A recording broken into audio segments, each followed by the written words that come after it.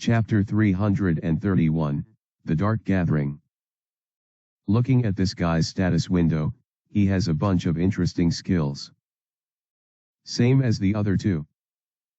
Ray began to consider the possibilities of what could be as he looked at Fenrir, Lawton, and Inri. All three possess nice abilities. A smile coursed through his face as he finally stopped his advance. You three should work together. If you can land a single hit on me, I'll let you go. Instantly Fenrir shot him a look of surprise, as one would expect, but Ray didn't bother explaining himself any further. Using he teleported Lawton from where he was away from the bunch and brought him right beside Fenrir and the Black Magician. With all three characters right in front of him, he repeated his words. Attack me. If you can land a single hit on me, I'll let you live. But how could we possibly? Inri stuttered, making this the first time he was hearing the mage's voice.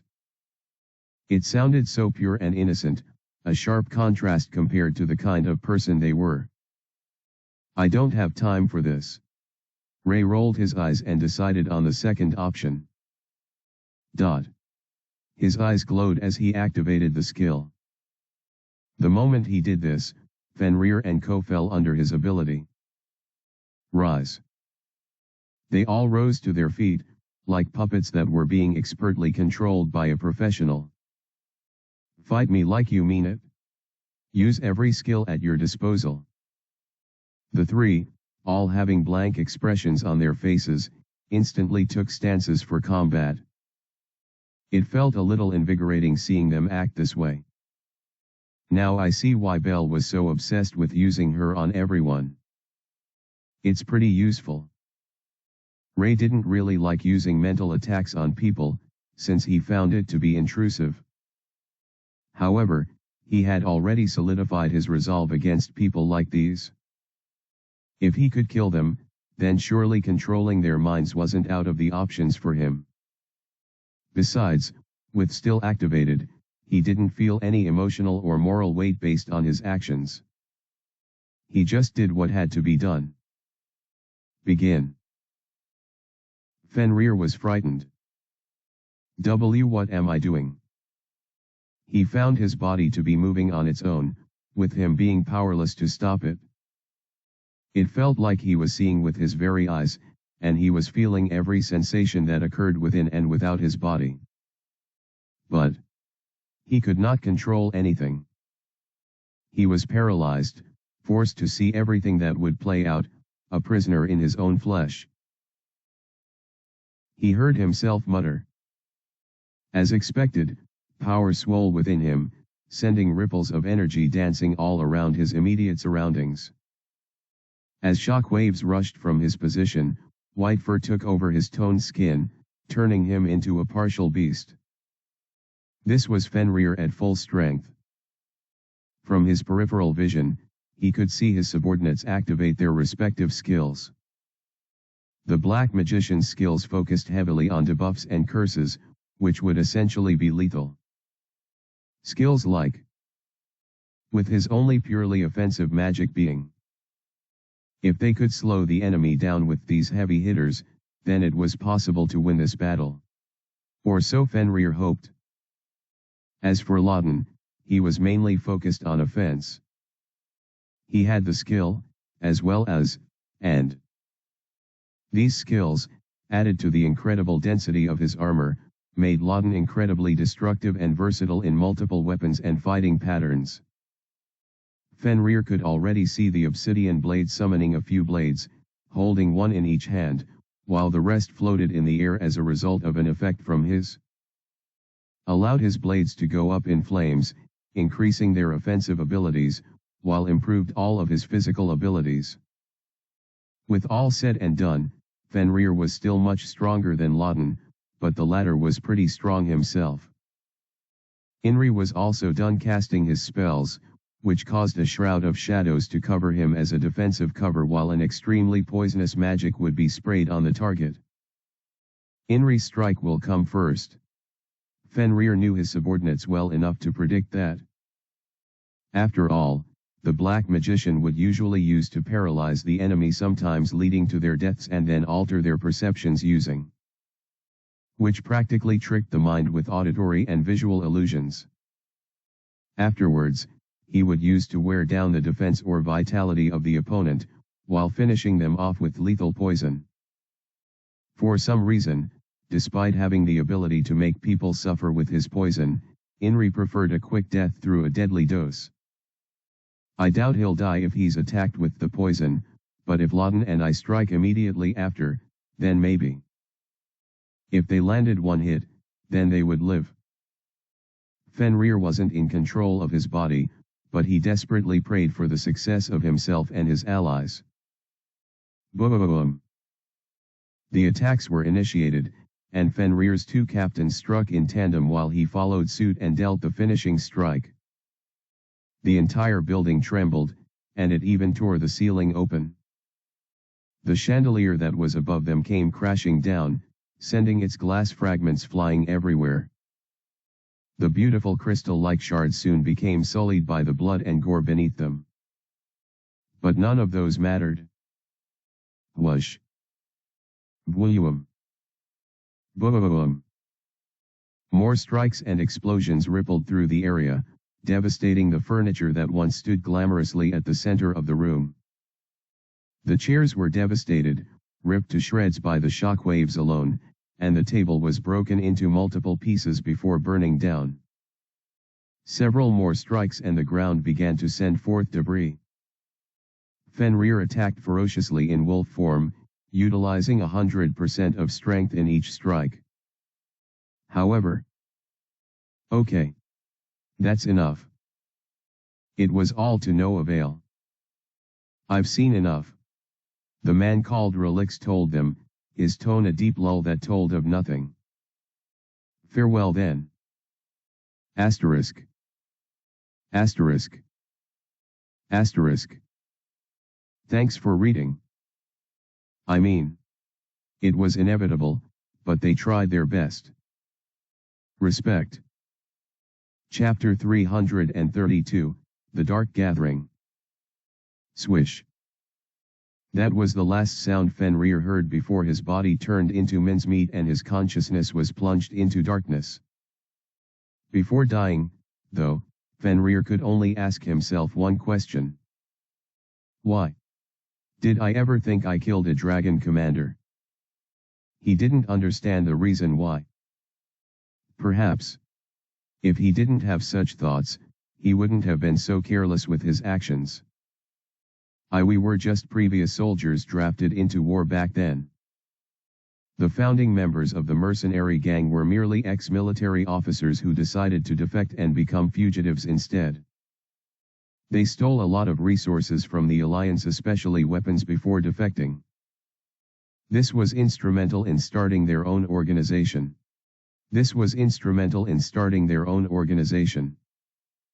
They initially started out as mere bandits, but slowly built their influence up to this point. Sure, they spread the rumors of their exploits, killing dragons being one of them, but even Fenrir hadn't killed anything above a two-horned on his own. There was no way a single man could win against a dragon commander. Sure, his squad had encountered a dragon commander in the past, but they were all wiped out save for him. It was all due to luck. Yet, somehow his mind had interpreted it as him winning the battle somehow. Why? Fenrir didn't know why he thought that. But, it was because of those foolish thoughts that he had made so many wrong decisions which led to this downward spiral. In the end, his arrogance led to his fall, and the hubris of the leader caused the end of the mercenary gang. I really was a fool. And so, Fenrir's head and entrails fell amongst the countless others that lay strewn all over the area. They formed a grotesque landscape for the senses.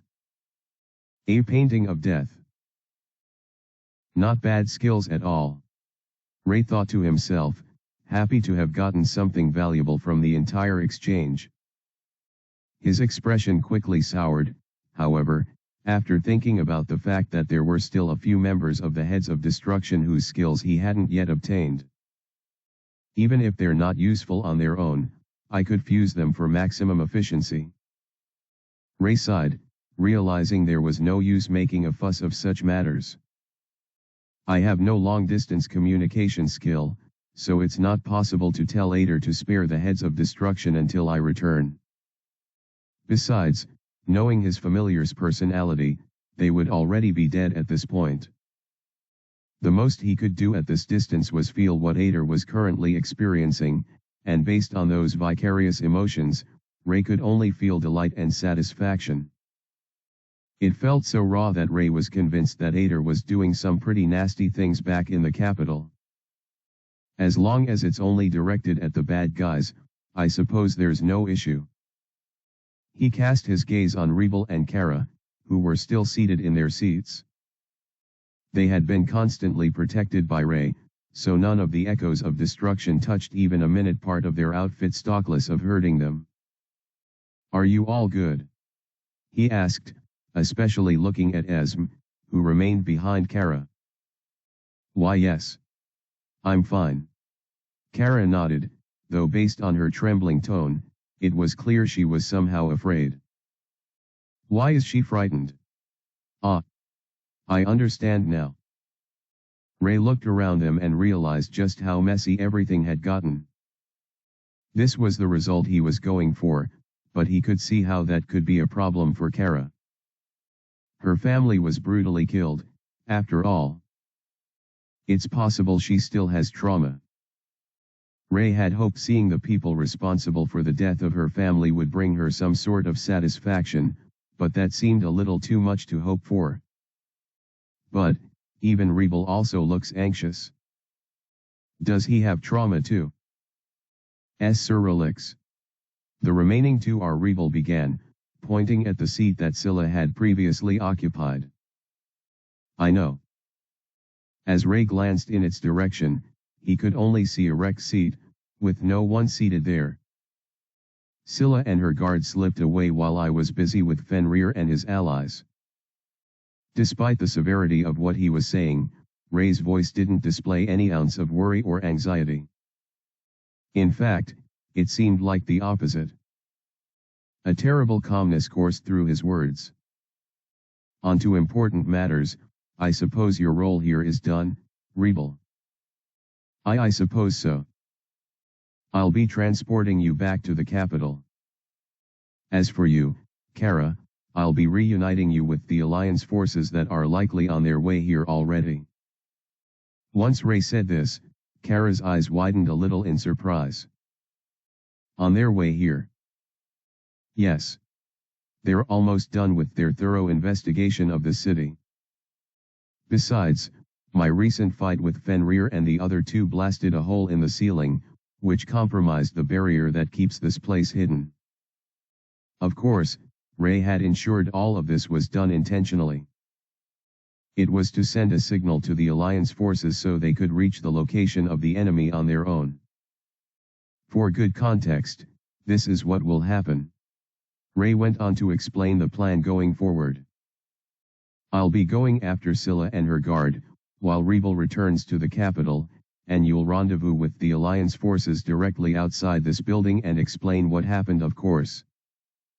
You'll tell them what we agreed on." "You understood." Kara nodded in response. "What about me? What should I do?" Esm's voice was low, containing none of the life that they had all experienced before the mission started. It sounded like her voice was hoarse, almost as if she had been crying her lungs out for hours. "I can sense a cellar downstairs, and I can sense a lot of people there. You should go down there and look for the merchandise that we seek." Of course, he meant her friends, but with Rebel and Kara present, he had to change his wordings a little bit. I see." Ray couldn't help but notice how detached she seemed to him. Did my recent actions frighten her? Maybe. He didn't regret anything he did, though. Besides, he had already told her how bloody things would be, and she signed up for it anyway. It wasn't his fault at all. Still, I don't think she'll feel very comfortable around me right now. Ray sighed and shrugged a little. With a few thoughts, he summoned two grand elementals beside her. Earth and Wind. They're going to defend you down there, he told her. I doubt there is anyone who can beat a grand elemental down there, but just in case. I chose the two who would be best for protecting her. The Earth Elemental was the perfect tank, while the Wind Elemental was swift and could be used to escape in case of awry circumstances. In any case, both would be perfect replacements for a clone of his. Besides, I'll probably need to be at 100% for what comes next. Ray told himself as he looked at the three people who. Besides, I'll probably need to be at 100% for what comes next. Ray told himself as he looked at the three people who stood before him. You all did good today. We're almost done already. All that's left are some loose ends.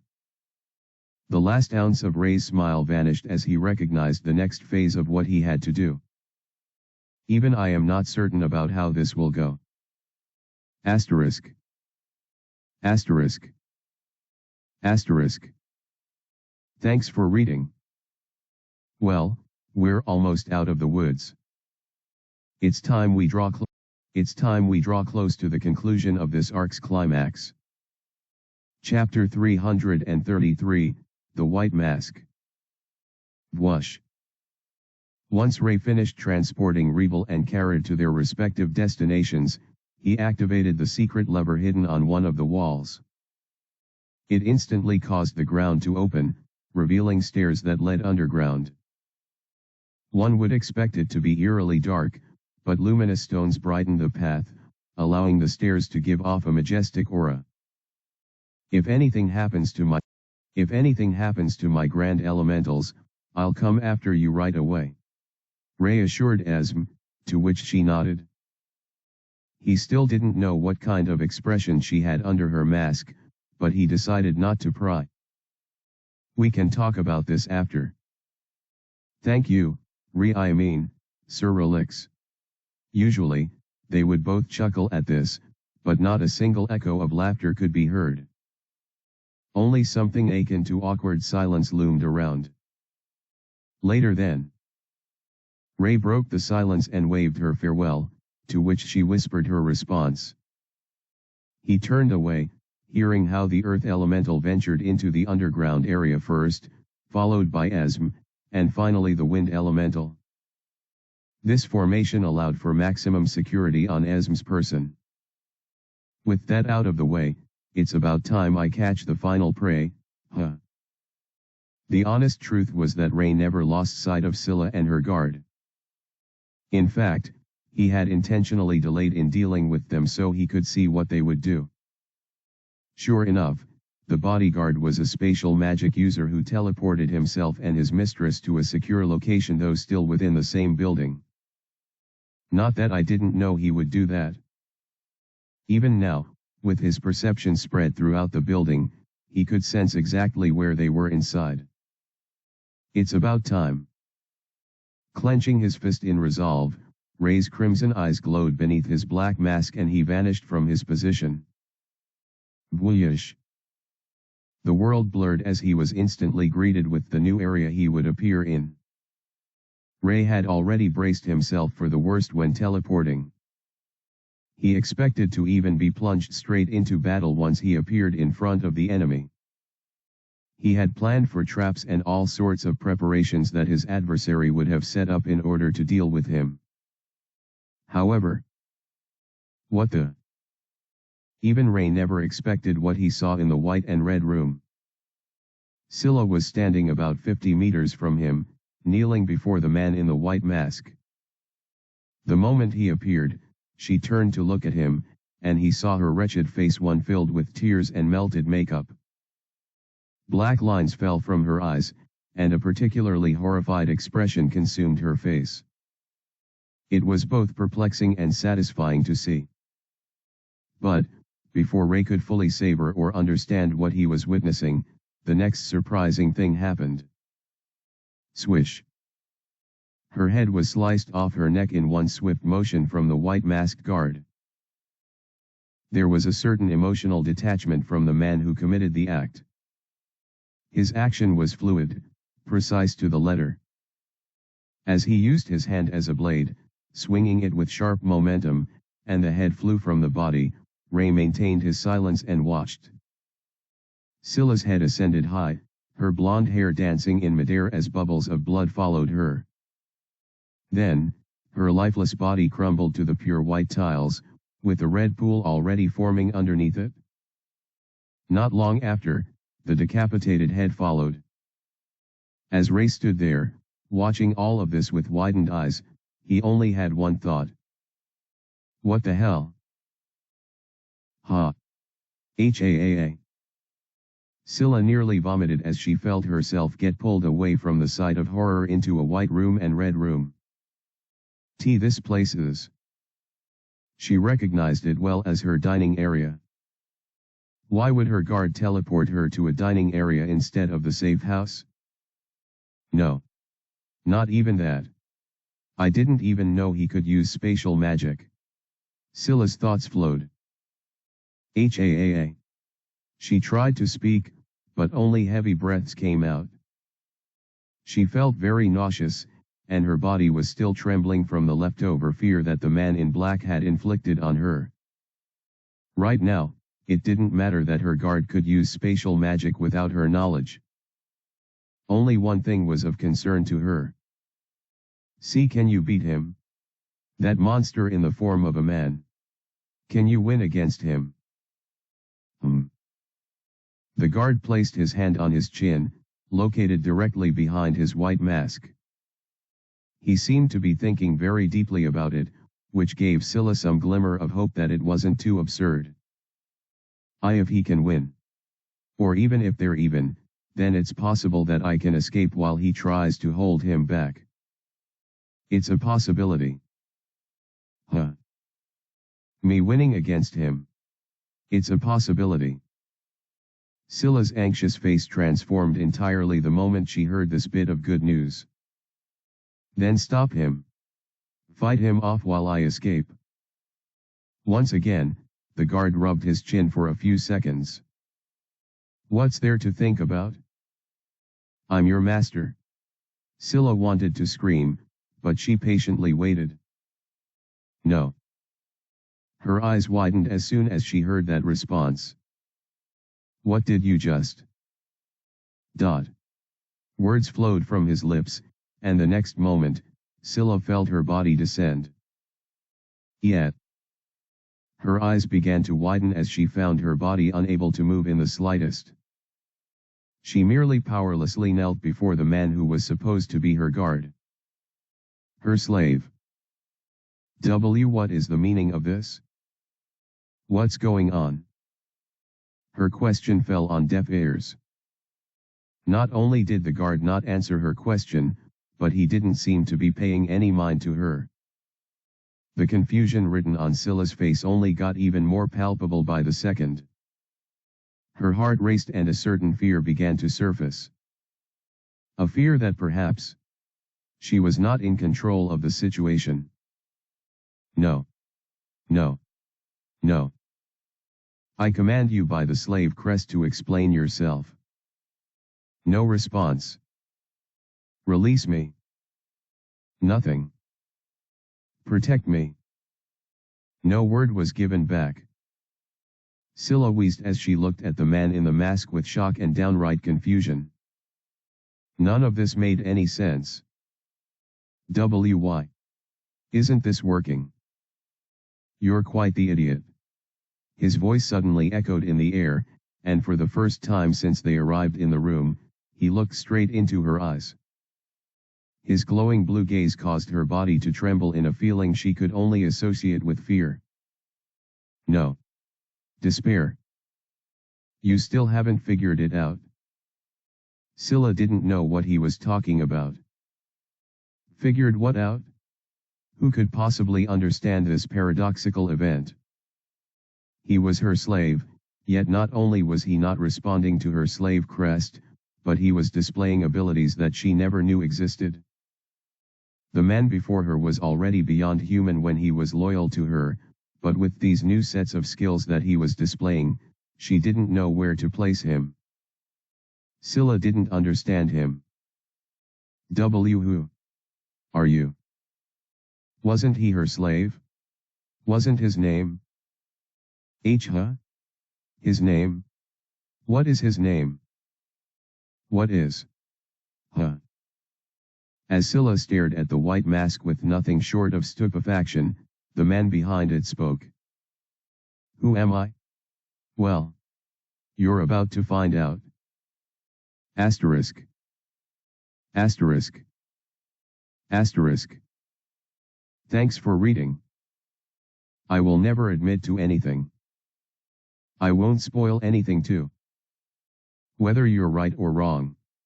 I won't say anything until we see it happen with our own eyes. Chapter 334, The White Mask. I'm about to figure what out. As Scylla had this thought, she saw a finger of the masked figure draw close to her. And no. Stay back. Her thoughts echoed as it neared. Unfortunately, she could do nothing to stop its advance. Before long, it completely closed the distance and reached her forehead. Thud. Nothing but a gentle tap reverberated through her head as the finger made impact. However, the moment Scylla relaxed her body. Zzzzttzzzzz. The true inflow arrived. Urgh. Her screams filled the massive room, followed by convulsions all over her body. Her head particularly swayed as her hair whipped all over. Like a madman, she constantly bobbed her head and her face showed hints of insanity. Tears descended down her eyes, causing her mascara to melt. The cause was a dream of black lines streaming down her cheeks. Perspiration covered her face as well, which caused most of her makeup to be ruined. After a while, countless months, if not years, encapsulated in a single moment, Scylla finally stopped her throes of insanity. It was only when she stopped screaming that the finger left her forehead, and the strange buzz it had exited her brain. Do you remember now? The strange voice of the man in the mask wafted through Scylla's ears as she looked up at him with a perplexed and apprehensive expression. I don't know who you are. You're not my guard. Who are you? Where's my guard? Her voice began to climb as she gazed upon him. Oh? So now you remember. Who are you? Where is my guard? Who are you? Where is my guard? Who are you? Where is my guard? She kept screaming, almost like a broken doll. That very instant, Scylla stopped talking, almost as if she was never shouting to begin with. Perfect. Her pained expression made it obvious that she had a lot more to say, but that didn't seem to concern the man in the mask at all. Don't worry about all of it. None of that matters now. Scylla didn't understand what he meant by that, but it didn't seem like he had any intentions to explain any further. You know, I've only known you for a relatively short while, though those false memories told you otherwise, but you've always disgusted me. Scylla's shock didn't vanish. It only intensified upon hearing that. Your twisted habits and questionable tastes. I don't understand how people who are so weak and pathetic end up being so cruel. He drew closer to her. The blankness of his mask adding a sense of dread to the lady's mind. Ruthless, yet weak. It's incompatible, I'd say. The man in the white mask took another step closer, and this time Scylla nearly jumped out of her skin. She was frightened beyond words. Her muffled voice pleaded for mercy, and the tears in her eyes flowed even more. Anything. I'll do anything. Her face screamed as she watched him advance even closer. Of course, the man in the mask ignored this altogether. In fact, he seemed to be chuckling. Suddenly, the chuckles stopped, and the guard seemed to look behind Scylla for some reason. He was staring at something, she could tell. It's finally the time I've been waiting for. Looks like there's no need to delay any longer. Scylla didn't know what he meant by that. She did her utmost to move her body, and much to her surprise, it moved. Her head turned behind to see a man standing in front of a closing portal. Eek! It was the man in the black mask, the Reaper himself. Farewell. With those last words echoing in her mind, Scylla felt her head being separated from her body. Everything went blank nearly instantly. The last ounces of her tears floated in the air with her blood as the violet colors of her eyes dulled. Just like that. She, who had planned everything from the start, ended up suffering such a humiliating and thorough defeat. Where did she go wrong? She knew it already. The nexus point that kick-started her entire undertaking. He did this. Scylla had always been somewhat dissatisfied with her position in the slave union. As an ambitious human, she constantly desired more. However, she never acted on this desire. Not only was she too weak, but her resources wouldn't allow her to swallow the others in the same trade as her. Besides, if she ended up failing, or if the other factions ganged up on her, she would be completely done for. As a result of these factors, Scylla never made any real moves.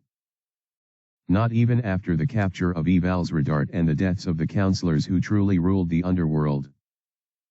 But all of that changed when she got power. She suddenly obtained more resources and an invincible guard. She was confident in her ability to win, and she acted on it. As a result, she was able to pull everyone she wanted as an ally to her side and get rid of her enemies.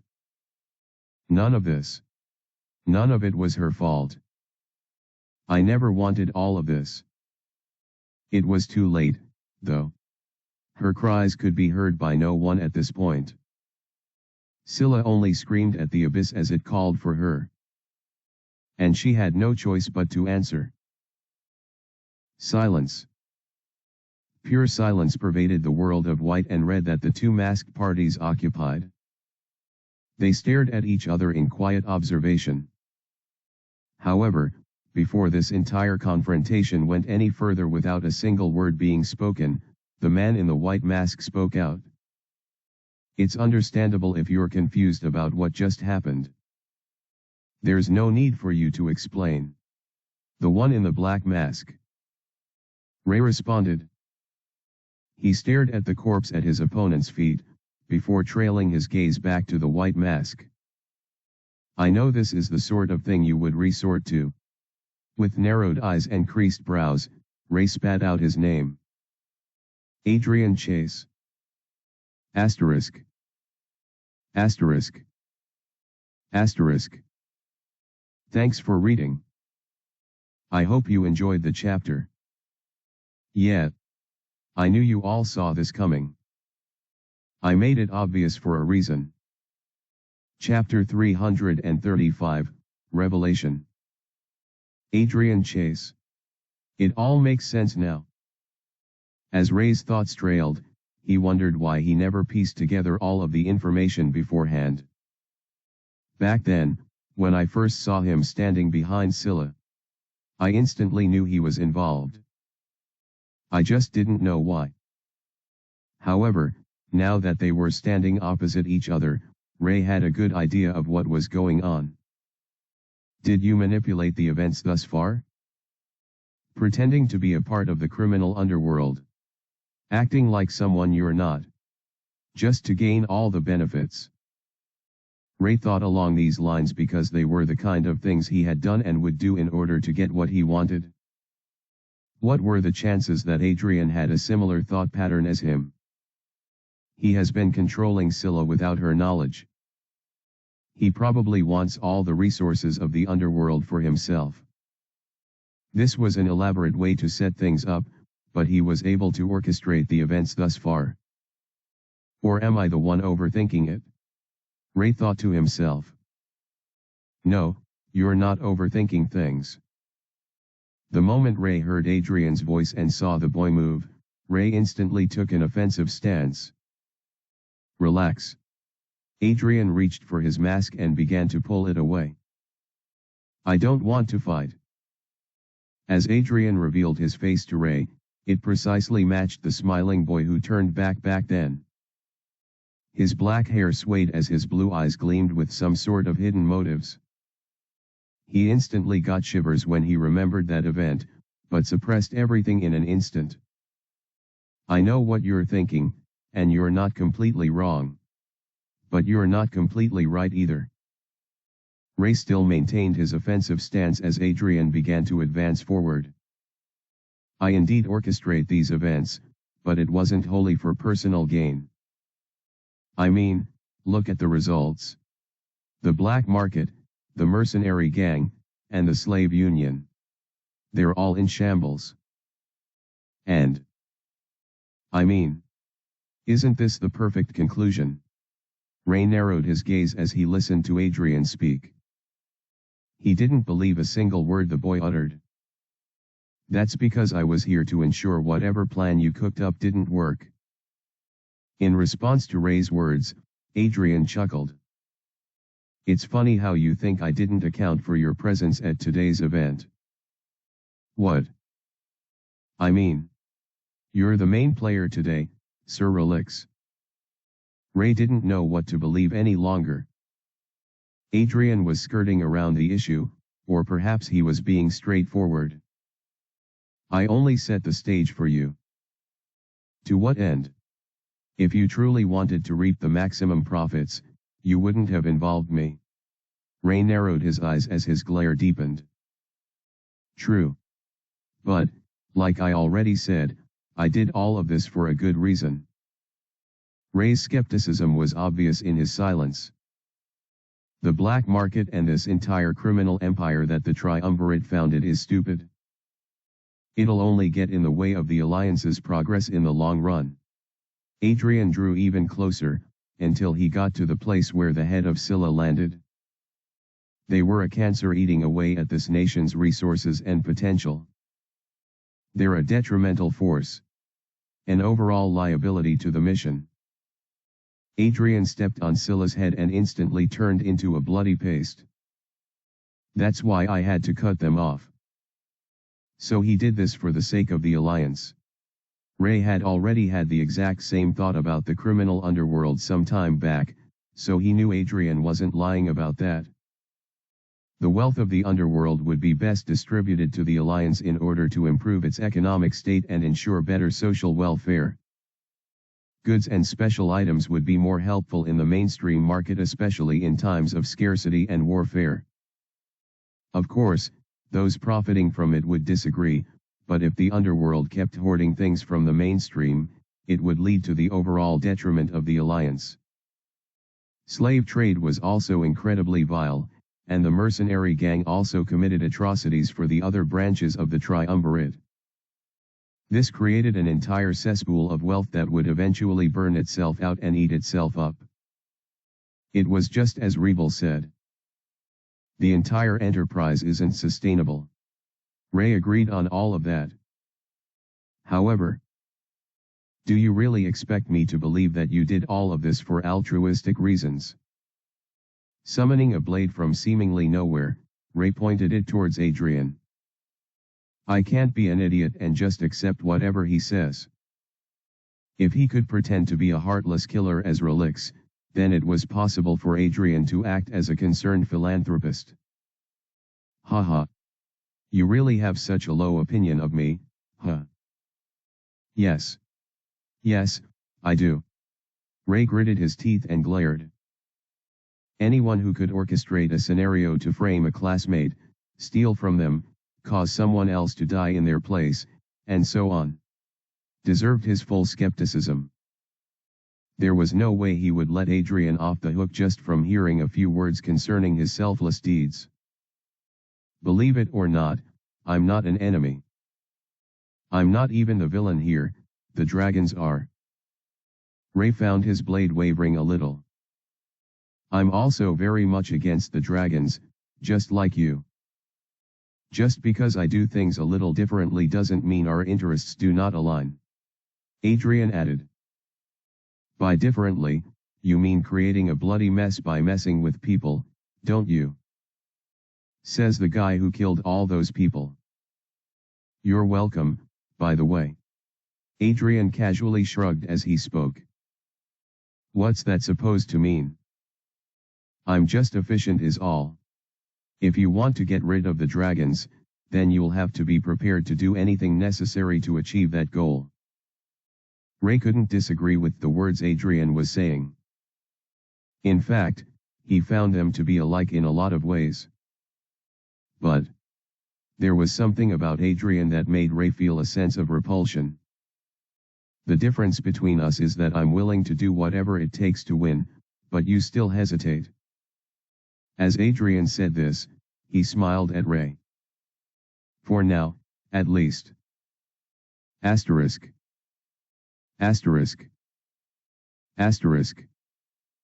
Thanks for reading. I hope you're liking the exchange.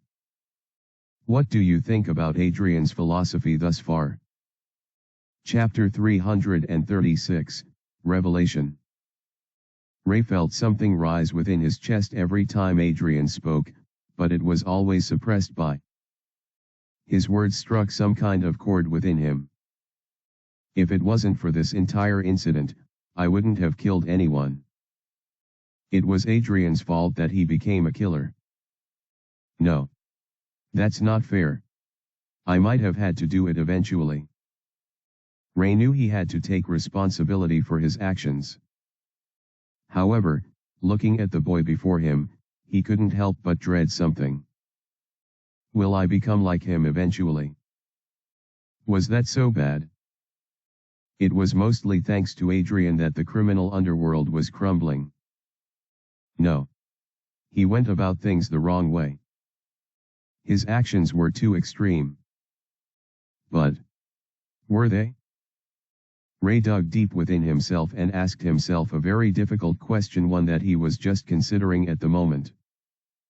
Who was hurt during all of this? It was only the members of the underworld. They were the ones affected by Adrian's actions. The obsidian houses that suffered heavy losses, like Kara's family, were not innocents. Objectively, they were a part of the cancer eating into the wealth and progress of the Alliance. All the dead relatives of the counselors were also deemed guilty of knowledge and connections to the underworld thanks to the investigation he personally did. The victims of the entire dark undertaking. They were criminals, the scum of the world. And so, with all of this flowing into his mind, Ray had to ask himself once again. Is he really wrong? Ray desperately wanted to say no, but he couldn't. That would be hypocritical. After all, he would have done the same if he was in Adrian's shoes. I still don't trust you. Ray spoke, almost whispering his words. Is that so? That's a shame. Adrian's face seemed to show genuine disappointment.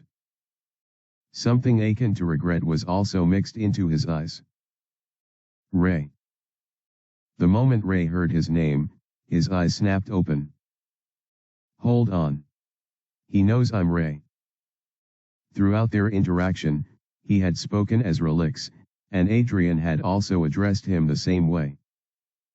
Ray wasn't completely sure, but he always thought Adrian didn't know who he really was. But all of that was now shattered. Thankfully, Ray's anxiety and shock were suppressed by, so he didn't react at all despite hearing his own name. He was just quiet. I understand why you don't trust me. It's about Adam's death. Right. Among other things, yeah. Ray felt his heart pounding, but it slowed down almost as quickly as it started. His mind was strangely clear, though that didn't do away with all of his unease. Adam would have betrayed the class eventually. Do you expect me to believe that? Ray nearly scoffed at the words he was hearing. Adam was a loose cannon, and he was very rebellious, but he wouldn't go that far. At most, they could have just sent him off the same way the council eventually did to all of the other worlders. Death was too much for one of their classmates.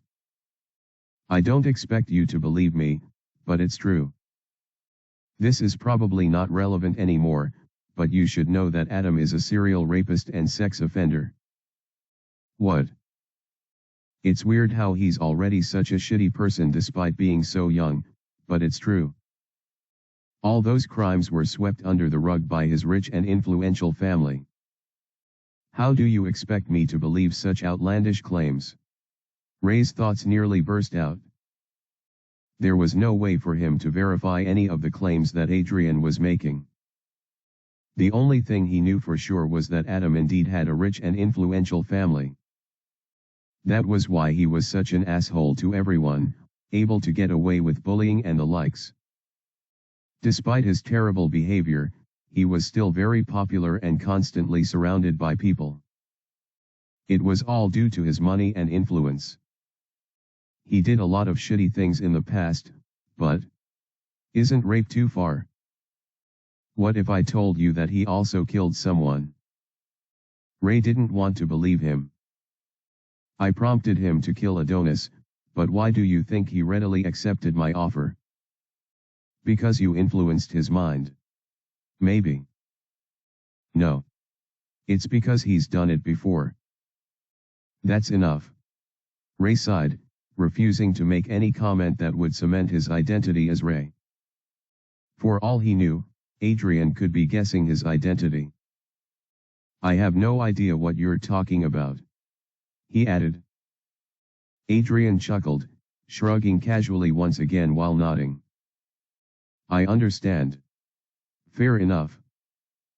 For a moment, no one said anything. Both parties merely stared at each other. Then, I also want to apologize for the entire ordeal you had to go through in the trial. Adrian spoke once again. I also want to apologize for stealing those monster cores. I needed resources to obtain a bunch of things for my plans back then. I know it's not an excuse, but I had good reasons for doing what I did. Ray was rendered speechless by what he was hearing. He had always thought the mastermind was a heartless machine who manipulated everyone and orchestrated scenarios to suit his selfish whims. After Adam's death, that concrete image had been imprinted into Ray's mind. But this is unexpected. Adrian seemed very reasonable, and in fact he was more similar to Ray than the latter could have imagined. It was almost freaky how identical their views were.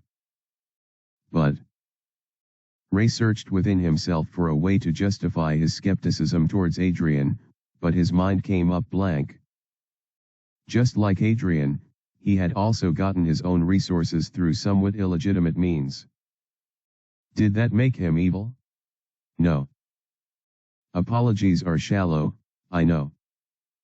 So why don't I compensate you now? For all your troubles?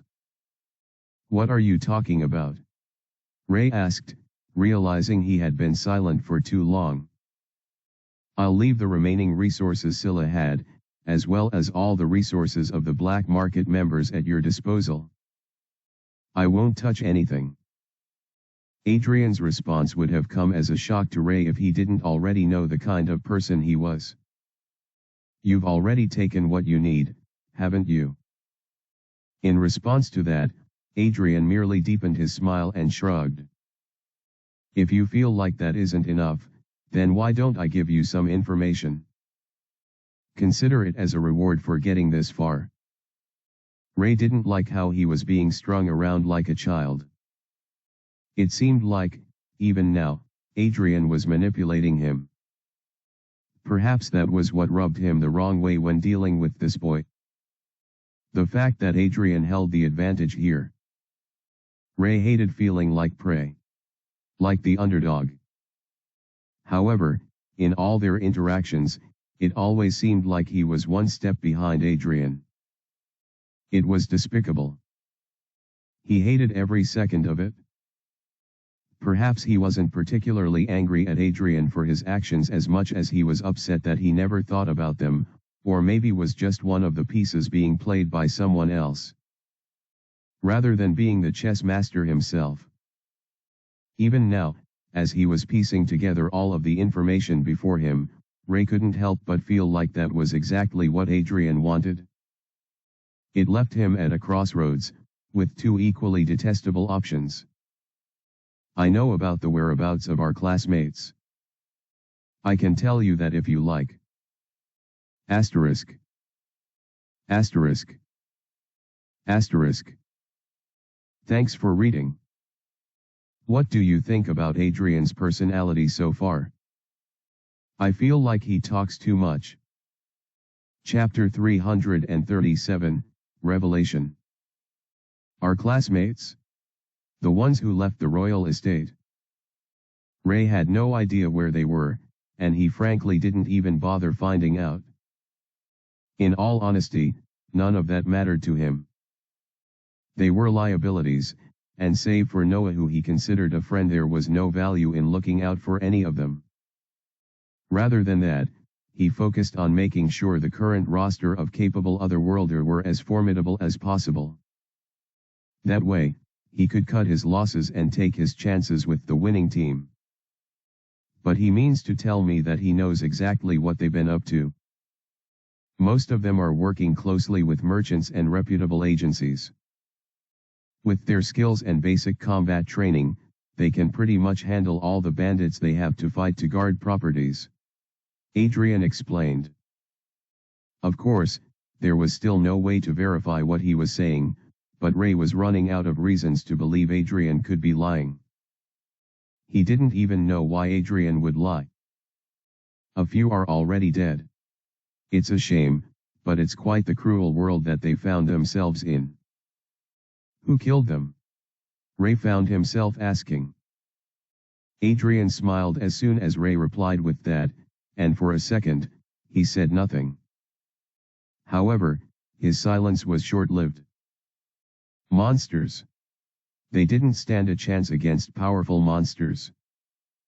Why would they just encounter monsters? They didn't understand the geography of this world. It's not difficult to imagine them going to a forest or region that had been deemed to be a danger zone. Ray felt a tight feeling in his chest. Adrian was right about a bunch of regions where monsters spawned. Careless travelers or those who were ignorant of that fact could be attacked by them and meet cruel ends. As for your friend, Noah, he's currently an adventurer in the Adventurer's City. Ray's eyes widened the moment he heard that news. What the hell is he doing as an adventurer? That wasn't at all the hat Noah had said in his letter. What changed? I believe that should be enough repayment for one day. Adrian sighed, almost as if he was already tired. I've spoken too much for a day. It's really exhausting. I guess being a silent guard really suits me, considering I don't have to say anything for most of my job. Perhaps this was meant to be a joke, as Adrian laughed a little, but Ray's stern face showed how unamused he was. Once again, an awkward silence filled the room. Now that we're done here, I think I'll take my leave. Whoosh. Before Adrian could conclude his statement, Ray sped towards him and grabbed him by the throat.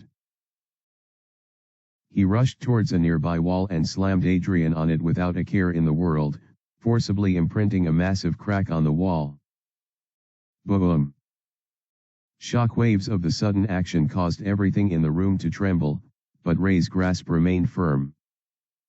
There's no use trying to wiggle out. You can't teleport out of here, and none of your skills will affect me, Ray said, tightening his grip on the still Adrian. Despite being treated so roughly, the boy continued to smile. I really don't like you, Adrian. I noticed. Adrian leaked out a chuckle before being forced to keep quiet thanks to Ray squeezing his throat harder. You're full of bullshit. You could have just destroyed the criminal underworld more efficiently without going through such an elaborate scheme. What do you mean?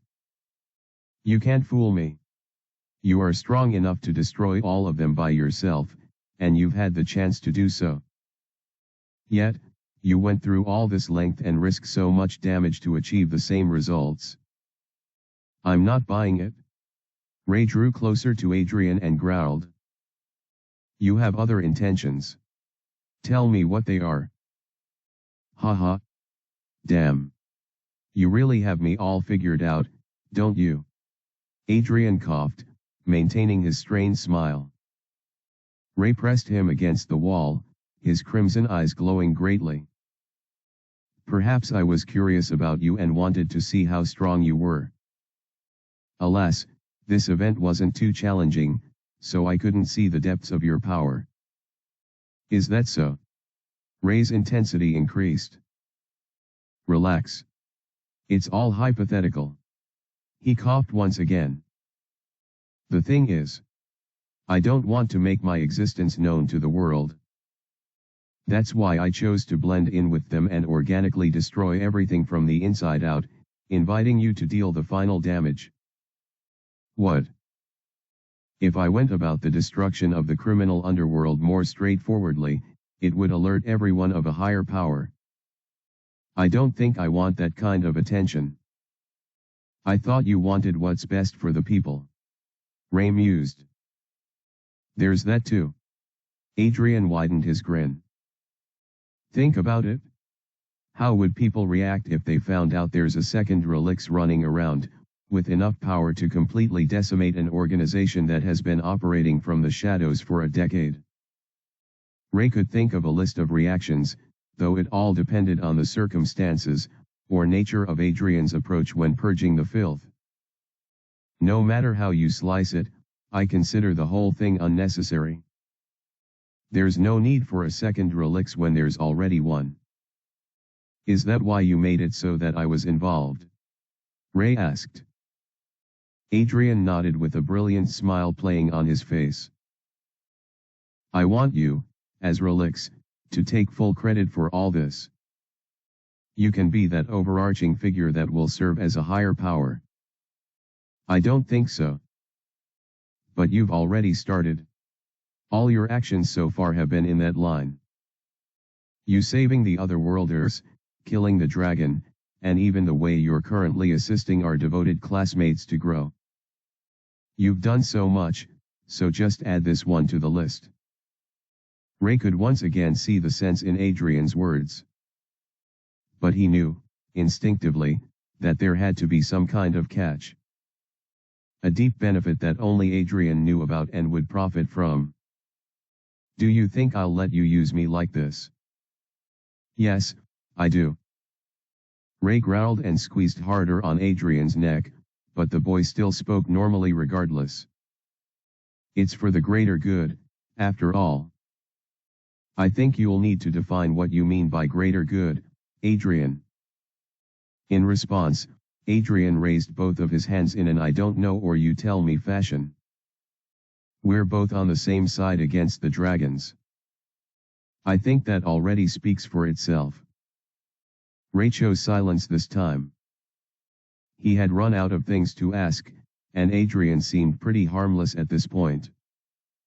If you're so worried about me, why don't you just kill me now and get it over with? You'll be able to stop my plans, and you'll be able to save the world your way. Pretty neat, right? Despite saying this, Adrian was smiling so confidently. You'd never think he was being pinned down by Ray from the way he was acting. And the honest truth was, he wasn't. I already know this isn't your real body. It's a puppet, isn't it? Chapter 338, This is Farewell. I already know this isn't your real body. It's a puppet, isn't it? Adrian's brilliant smile broadened and a twinkle flashed in his blue eyes as Ray said those words. It seemed he was waiting to hear them. Your real body is most likely somewhere safe, far away from this location.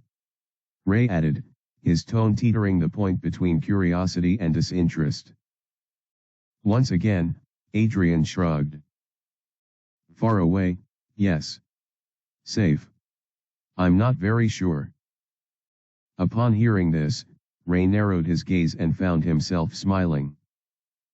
Why don't you tell me where you are? I'll go right there and kill you, just like you asked me to. Haha. I don't think I want to die just yet. Adrian chuckled, shaking his head slightly. Besides, what's the fun in giving you the answers just like that?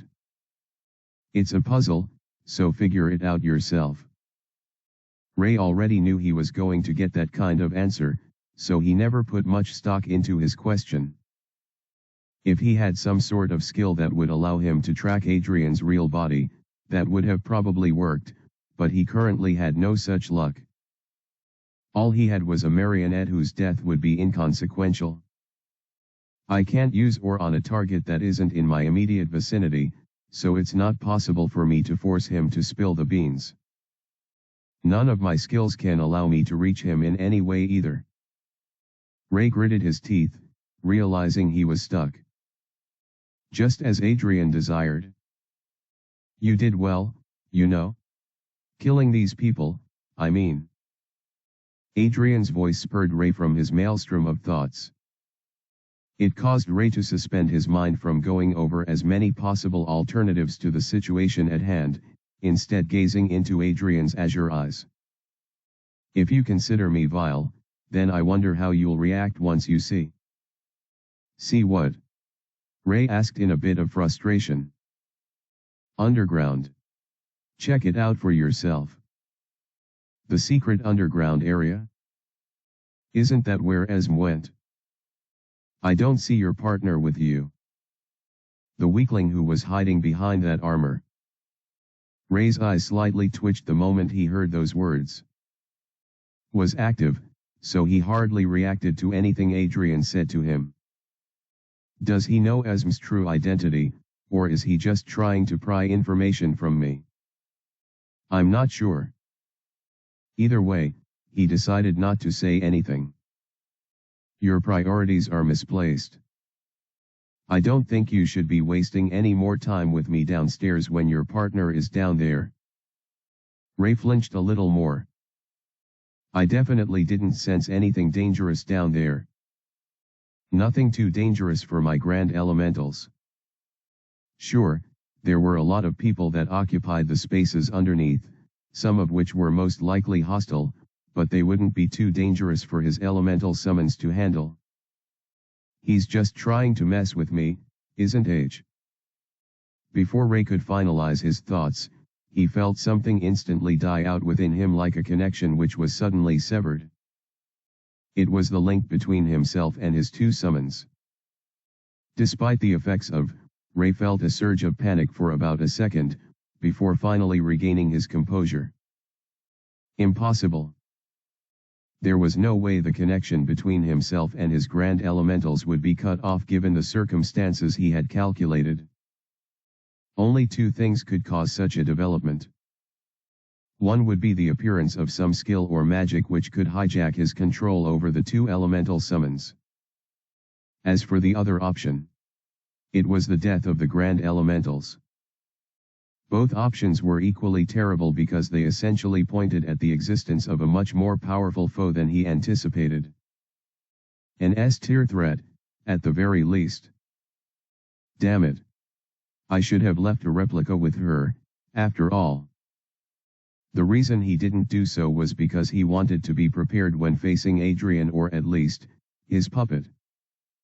He had no way of telling if the actual Adrian was going to show up, and given the fact that he had an SSS tier skill, just like Ray, the latter knew that he couldn't be too careful. As a result of that, he ended up leaving Esm in a vulnerable state. Ha ha ha. I suppose this is farewell, Re. Squish. Before Adrian could conclude his message, Ray crushed the throat of the puppet, instantly turning the entire thing into dust through corrosion. "I'll deal with you later," he whispered under his breath, a bright crimson hue radiating from his slightly frustrated eyes. Despite the effects of, Ray found himself growing increasingly desperate. "I should hurry." Whoosh. In a swift blur, he teleported away from where he was and instantly made his way to the very bloodied hall where he slaughtered his enemies. He didn't care to look at the dismembered corpses and quickly rushed inside the gaping entrance that was yet to close. "I hope I'm not too late." His thought trailed as winds brushed past his face as he combined his use of teleportation and swift flight. Rushing as quickly as he possibly could in such an enclosed space. If he was too fast, he could compromise the entire structure and cause everything to collapse. That would further ruin his plan. He couldn't allow that, especially after all the meticulous planning that went into the entire event that was the Dark Gathering. Ray was sure that this was due to the influence of, but he found himself unwilling to risk his plans for a chance of arriving earlier to save Esm. It felt disgusting. And soon as he made that connection, Ray turned off his, which just coincidentally turned out to be the perfect time when he closed in on Esm's location. Then, boom! He burst through the walls, turning everything into dust, and entered an incredibly large room far more spacious than the hall used for the Dark Gathering. Esm. He was thankful to see her still alive, though a second later, his joy transformed into something else. Something awry. What? What in the world is this? Asterisk. Asterisk. Asterisk. Thanks for reading. If this chapter felt a bit rushed, that's because it is. My conscience couldn't allow me not to publish anything today, but I've been so busy with IRL stuff. And I'm still busy. Just squeezed some time out to write this. Hope you liked it. Chapter 339, Definition of Despair. Red. Ray saw red all over the room.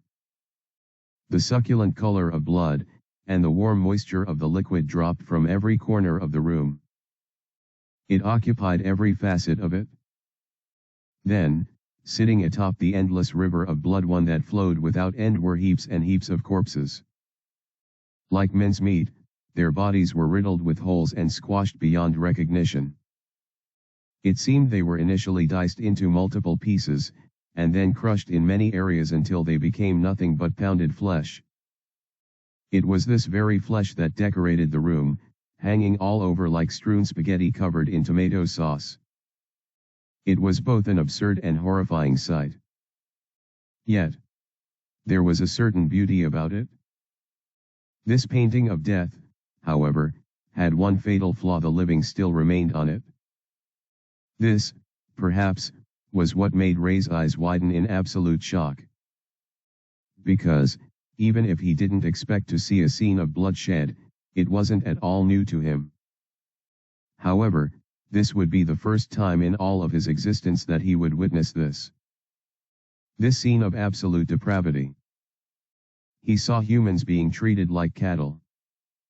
Young ones who looked like they were barely adults, were having intercourse despite the blood and gore that was bound to overwhelm the senses. They were naked, like beasts, and they carried out their duties with utmost precision. The males swung their hips, thrusting their tools into the holes of the women whose bodies dangled with each move as they received their dues. It was a twisted scene.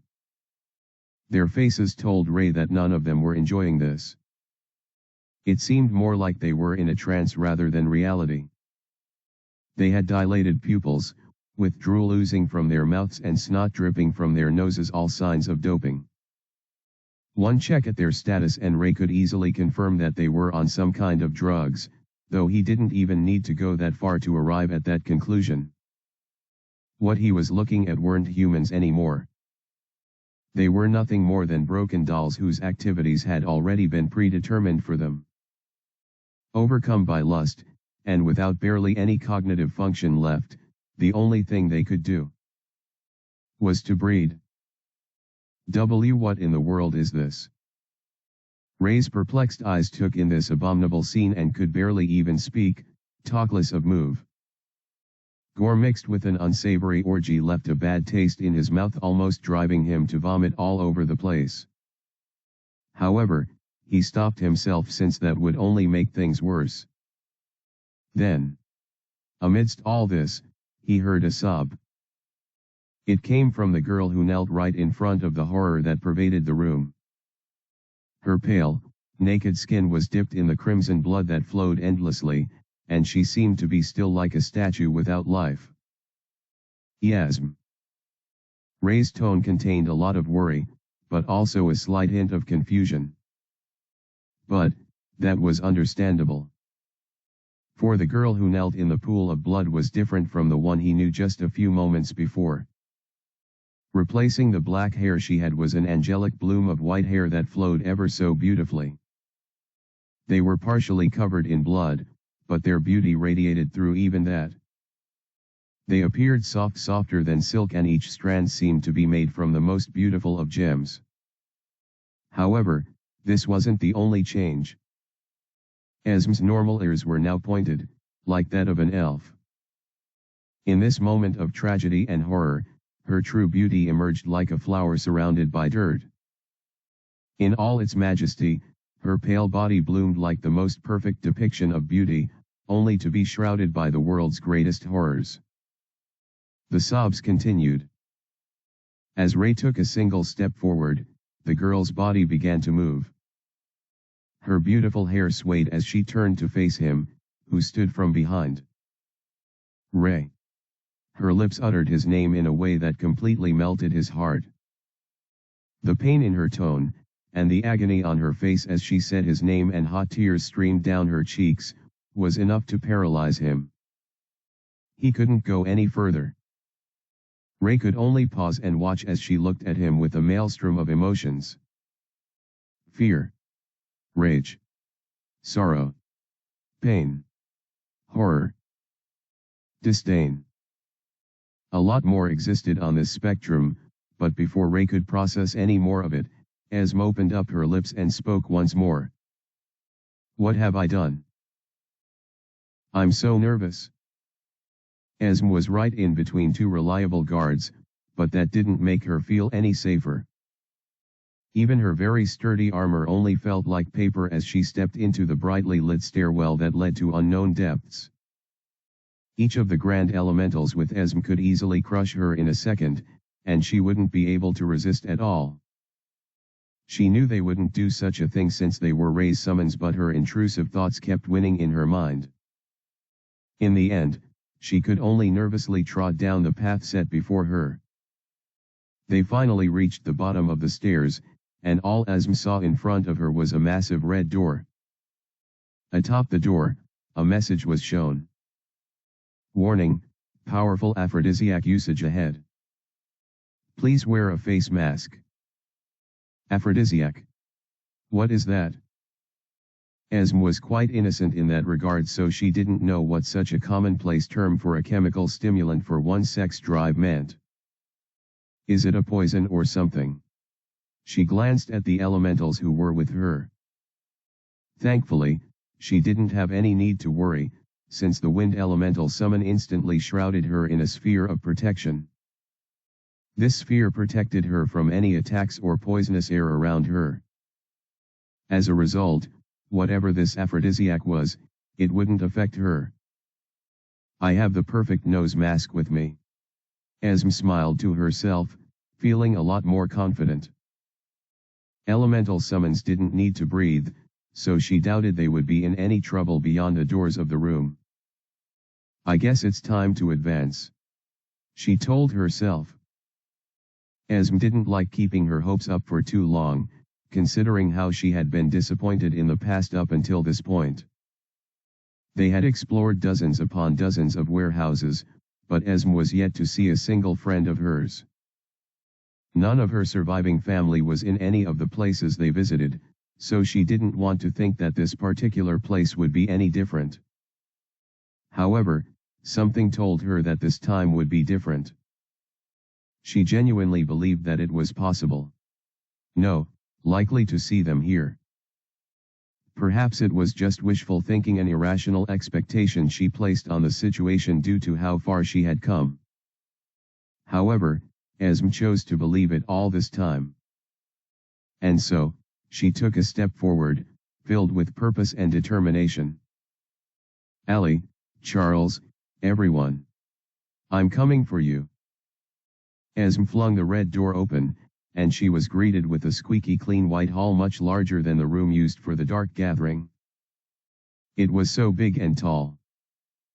But it was very occupied. Esme had witnessed a lot of horrors, one of which just recently concluded above his very facility, but this one trumped everything. It was the ultimate punishment for one not deserving at all. The true definition of despair. Asterisk. Asterisk. Asterisk. Thanks for reading. This chapter was a little overly descriptive, but I had to pour out everything the way it flowed. I hope you didn't hate it. As for what happened to Esme, a big OOF. Chapter 340, Metamorphosis. Esme saw something horrifying that day. Allie. She saw her friends and family, just like she wanted. But they weren't the same as she left them. Charles. She found them to be positioned like beasts, mating in the most disgusting way possible. Everyone. Their vacant pupils and drooling mouths were wide open as they absent-mindedly moved their body to engage in activities they wouldn't normally get involved in. Such vulgar actions. The filthiness of it all. Esme nearly didn't recognize these people as her family. But they were. Not all of them were here, but she could see a lot of familiar faces. The bodies of the young ones she knew had been forcefully matured somehow, and their previously flat bellies were swollen. Ah. Esme felt her mind was tearing apart. She always wanted to reunite with her family, but now that they were right in front of her, she couldn't take a single step forward. This wasn't her family at all. They were different from how she remembered them. Intruder. Esme heard voices echo from all over the room. Suddenly, sirens began to blare and a lot of guards began to rush in through the double door at the furthest end of the room. Some had blades, as well as other weapons, while some had staffs. They clearly seemed to be veterans, and according to protocol, they had their nose masks on. Esme was too shell-shocked to utter any word. She just looked at the entire scene that played right in front of her in bone-chilling horror. How? Why? Her eyes began to grow wide, and her racing heart couldn't go any fast, so it practically stopped beating, for that moment, at least. Then. No. Her voice began to manifest. Bzzzztzz. I should have expected this. Zzzztzzzz. You're all monsters. Every single one of you. Esme raised her face and looked at the people who cautiously approached her. They must have been quite worried due to the elementals that guarded her. If they took any step closer to her, Esme knew her protectors would easily get rid of them. But she didn't want that. Zzzzttttttzzzzz. Esme wanted to be the one to do it. She wanted to kill them. As misty breaths escaped Esme's lips, she looked at the approaching enemies with only one thought in mind. Please die.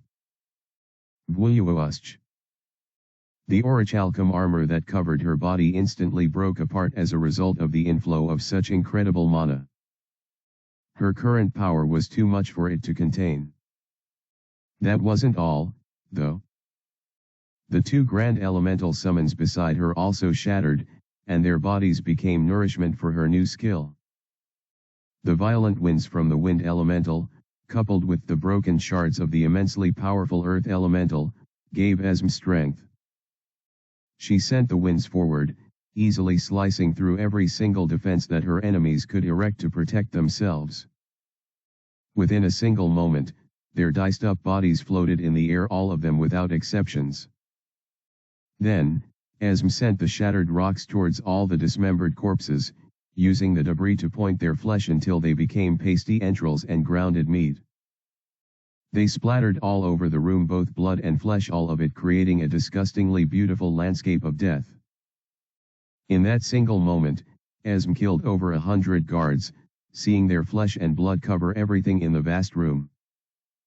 Once her violent outburst was over, Esm plopped to the ground, kneeling in utter defeat. She had indeed killed her enemies, but her victory rang hollow. No. Was it really a victory at all? Despite everything, Esm could still hear the sounds of flesh pounding against flesh in action carried out by the thousands in the room. Some were familiar, some were not. They were not moaning in pleasure, but grunts and squishes could be heard all around. Esm could see it all with her that their mental and cognitive functions had long been corroded. They're too far gone. Yes, they looked like people, but they were far from it. These were empty shells that only knew how to do certain things. Machines disguised as living beings. Or rather, living things that had become nothing more than machines. What did I? Before Esm could complete her thoughts, she heard a sound behind her. Boom! A familiar presence appeared behind her. She was naked and absolutely vulnerable, covered in blood. Her shame consumed her as she knelt there, unable to look in the eyes of the man who had now appeared behind her. Tears streamed down her eyes as she felt his gaze settle on her. Then, she heard his footsteps, how they advanced towards her. No. Don't come near me. I'm too. She turned to look at him at that moment. Too filthy. Esm had become the very evil she hated, killing and enjoying every bit of it.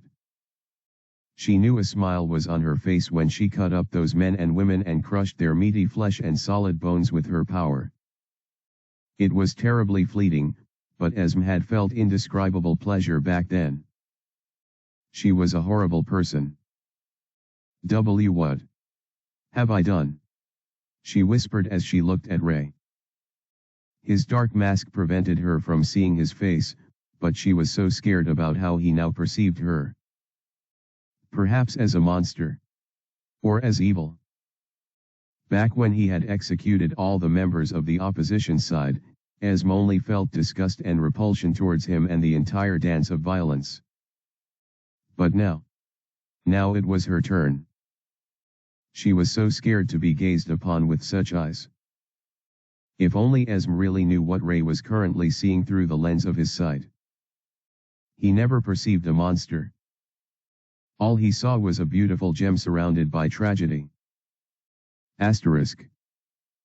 Asterisk. Asterisk. Thanks for reading.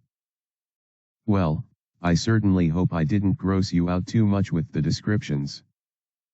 And if I did, that's good too. You're meant to be grossed out? Chapter 341, What Has to Be Done? Name Esm. Race half-elf. Class Elementalist. Level 15. Life Force, 100/100. Mana Level, 200/200. Combat Ability, 3. Stat Points, 140. Skills. Skills. Alignment Chaotic Good. A genius, even by Elven standards. with a special heritage and connection to the world. She is currently lost and immensely bereaved. Help her. Amazing. Ray's eyes widened as he witnessed the drastic change in Esm's status window. Her skills had grown so much, and she managed to rise 14 levels beyond her previous point. Of course, he had to address the most probable cause for all of it. Looking at everything that's going on here, I can guess what happened. Ray's thoughts trailed as he took his eyes off Esm for a moment. He settled his gaze on everything else, the ugly tapestry of lust and death. She must have been traumatized by this breeding going on. If I had to guess, her friends must be among the people. Ray used, and he could see why she would have broken down. They're merely husks of their previous selves. They could as well be dead. Not only were these teenagers not even adults under several negative status conditions, but they're explicitly told Ray that there was no hope for them. It was literally over. They've gone past the point of return. Once he figured that out, Ray could easily deduce the reason why so much blood and gore decorated the room. It was the same reason Esm suddenly had a much higher level than before. She killed the caretakers and guards of these people, most likely. His thoughts trailed. How many were they? Ray wondered. Judging by what I'm seeing here, the total number should be about 200. Maybe more. It was hard to tell since the bodies of Esm's victims had become nothing but shredded pulps that could hardly be called flesh. She really killed all those people, huh? As for the cause of death for his elemental summons, Ray simply had to assume that Esm did it somehow thanks to her skills. She's incredible. His thoughts echoed, despite also feeling a strong sense of tragedy for her. He had previously thought there was a possibility that Esm's friends were dead, but he always shrugged the thought aside for her sake. Despite his own dreary thoughts, Ray never imagined this sort of outcome. But why? Why would Scylla do this? He wondered. Ray could think of a few plausible reasons. For example, Scylla could have intended on making the slave trade business self-sufficient, so she wanted them to bear children for her. No. That makes no sense. It would take too much time and resources to fully cater for the children until they reached a viable age for proper trade. Besides, Scylla could always just get viable slaves by utilizing the aid of the mercenary gang, which was already under her control. They could pillage towns and obtain the kind of slaves she wanted. If her plan this night succeeded, no one would be able to stop her. There's no way she would have done any of this for a self-sustaining enterprise. Ray continued to rack his head for an answer. Could it be for entertaining purposes? Are there sick bastards in this world who like to see things like this? This was another possibility. It was a stretch to accuse Scylla or any other person of it, but considering the diminished commercial values of the breeding slaves in their current state, and the fact that it would be a loss to Scylla's enterprise to merely raise children for years until they were ripe for selling, Ray began to think this was the reason behind such a horrific sight. I just can't comprehend it. There were at least 3,000 innocent lives here. Why would someone put them all in this place just for them to have constant sex until they cease to function? It was sick. Treating humans like animals. Ray sighed as he took a few steps forward. The closer he got, the more the incoherent words of the mind. Broken masses began to make more sense. Ray could hear words being uttered. Kill me. I don't want to. Anymore. Kill me. Please kill. Me. Words like this wafted in the air, forcing Ray's legs to grow heavy the more footsteps he took. Before he realized it, he stood behind Esm, whose gem-like light blue eyes were transfixed on him. Their eyes glowed in their respective hues. Both were looking directly into the other's eyes. "What will you do now?" Ray asked. There were a million other questions he could have asked, as well as a couple other things he could have said. But Ray didn't say any of those things. He simply stared hard at her, as they both heard the pleas of death from the suffering ones who still had embers of their humanity before they would cease to function as people completely. Under the sounds of these perverse noises, Ray asked that question. He knelt behind Esm, allowing the blood to drench his dark attire. He placed his 2 hands on her naked shoulders, and he whispered words into her ears. "I won't judge you for anything you choose to do. It is your choice to make. I can see rune markings embedded on all of them. Even if they somehow recover from the aphrodisiac, they won't be able to stop their actions if they have been commanded to by the runes." It reminded Ray of the subordinates of Ogun who could not resist the compulsive effect of their runes.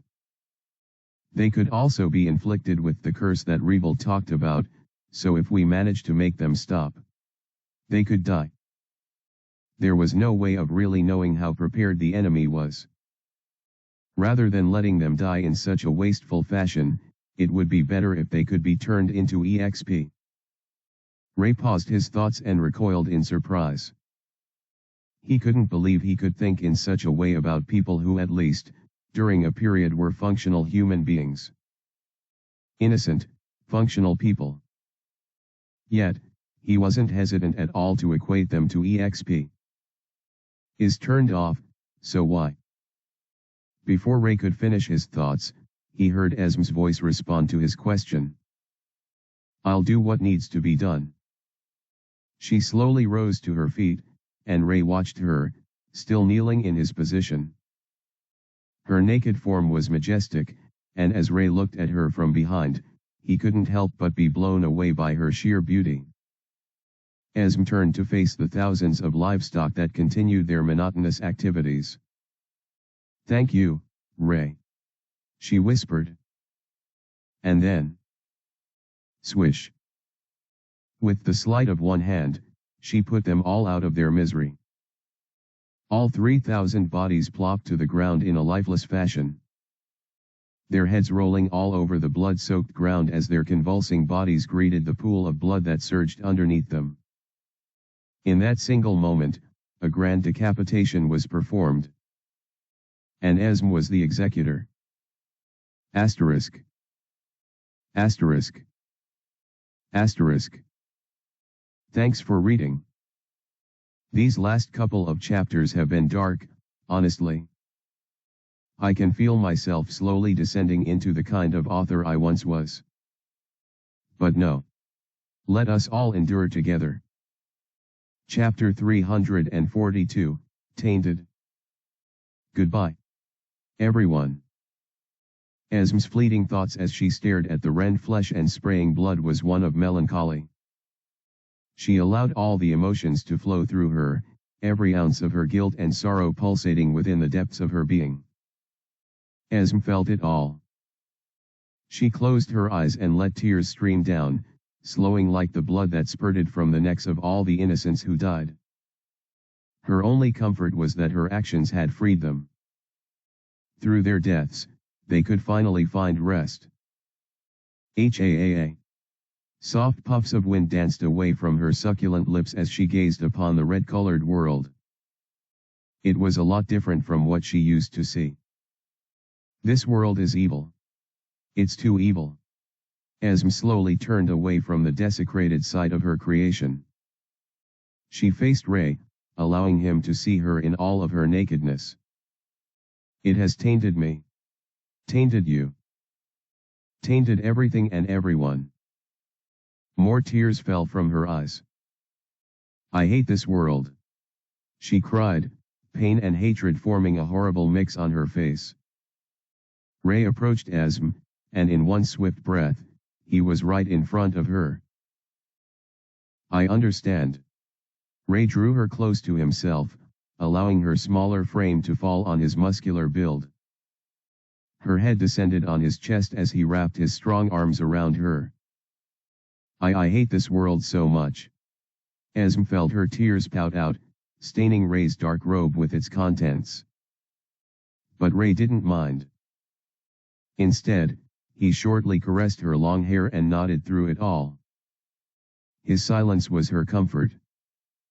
Her screams and cries were able to fully rush out of her, enveloping the entire room in her pain.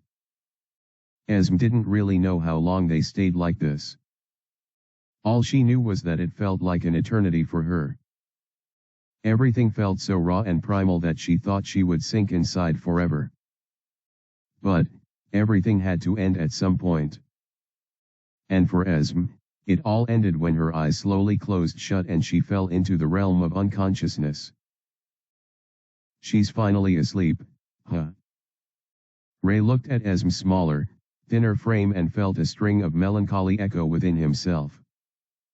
In a completely different context, he would have freaked out if someone like Esme was hugging him so tightly. But, given the situation, Ray felt no pleasure at all. He just felt genuinely sorry for the girl. I lied. Ray felt tears falling down his eyes as well. He was grateful that they were only coming out now, after Esme was asleep. I don't understand. He knew full well that he couldn't relate to the pain the girl was experiencing. It burned his heart, but he really knew nothing. He couldn't say anything. He could only stand there like the idiot that he was. I'm sorry you had to experience this, Esme. Ray took a peek at her status window, seeing her level rise once again to a much more impressive height. A sad smile formed on his face as he sniffed. At least you're stronger for it. Name Esme. Race half-elf. Class elementalist. Level 27. Life force, 100/100. Mana level, 200/200. Combat ability, 3. Stat points, 260. Skills. Alignment chaotic good. A genius, even by elven standards. With a special heritage and connection to the world. She is currently lost and immensely bereaved. Help her. Now then. After Ray placed Esme into he set his eyes on the door that existed at the furthest end of the room. Perhaps Esme could not sense it, but he could. There's something else. Ray could sense monsters, but he could also sense people there as well. Let's see what this is all about. Of course, he kept his guard up, though he didn't feel any sort of threatening presence from them. In a flash, he appeared behind the doors and proceeded through the white hallway that lined his sight. Once he reached the end of the hallway, he noticed that the path was divided into 2 points. In one direction, he was guaranteed to find monsters and other humans who seemed to be capable to an extent. And the other side only had a handful of humans, and they didn't seem to be threats of any kind. Ray decided to split himself into 2 equally powerful entities. One clone and one original. He also ensured to keep a strong mental link with his replica so he could perceive everything it experienced in real time. Let's go. Ray decided to take on the more dangerous path, sending his replica to the other end. They were both equally powerful, but Ray's intelligence and ability to make useful decisions on the spur of the moment made him more capable when it came to actual combat. To be safe, he decided this would be the best arrangement. Though he already knew none of the enemies here would be able to take on his replica no matter how hard they tried.